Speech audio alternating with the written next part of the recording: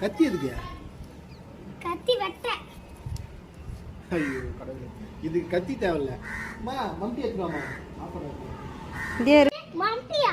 மம்டி எதுக்கு? இப்ப பாரு குடுமா. பாரு எப்படி கட் பண்ணிட்டாங்க.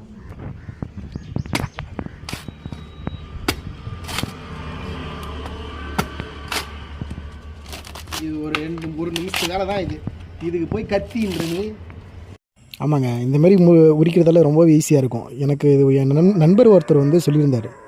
அதாவது மேட்டூர் பக்கம் நான் ஒரு டைம் அங்கே ஊருக்கு போகிறப்ப இந்த மாதிரி பண்ணுங்க அப்படின்ட்டு அவர் உரிச்சதை பார்த்து எனக்கு இந்த விஷயம் தெரியும்.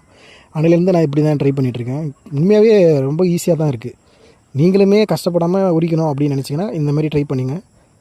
நம்ம கத்தியால் உரித்து கஷ்டப்படுறத விட இந்த மாதிரி கொஞ்சம் ட்ரை பண்ணுங்கள். ஏன்னா எல்லார் வீட்லேயுமே இப்போ மம்டி ஒன்று இருக்கும். கிராம சைடில் இருக்கும், சிட்டியில் இருக்குமா எனக்கு தெரில. கண்டிப்பாக மம்டி இருக்கும். இது இப்படி ட்ரை பண்ணுங்கள், ரொம்பவே ஈஸியாகவே இருக்கும் உங்களுக்கு. ஏன்னா என்னோட இந்த இது போகக்கூடாது, 4 பேர் தெரிஞ்சுக்கணும் அப்படின்னு நினச்சி தான் இந்த வீடியோ நான் ஷேர் பண்ணுறேன். கண்டிப்பாக இது உங்களுக்கு பிடிக்குன்னு நினைக்கிறேன். அடுத்த டைம் ட்ரை பண்ணுங்கள். இந்த மாதிரி எப்படி இருக்குன்னு பார்த்துட்டு எனக்கு கமெண்ட்டில் சொல்லுங்கள். இது பாருங்கள், நான் கொஞ்சம் நேரத்தில் பார்த்தீங்கன்னா ஒரு 6-7 தேங்காய் கிட்ட உரிச்சிட்டேன். இருந்தாலும் ஈஸியாக தான் இருக்குது. நீங்களும் இதை ட்ரை பண்ணுங்கள்.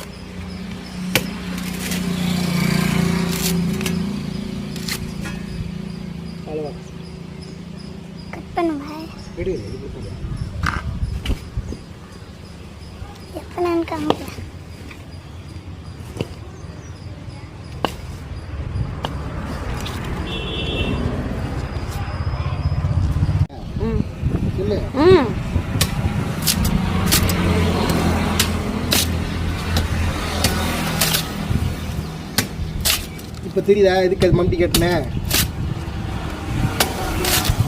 ஆனால் கத்தியில் இவ்வளோ நேரம் நம்ம உரிக்க முடியாது.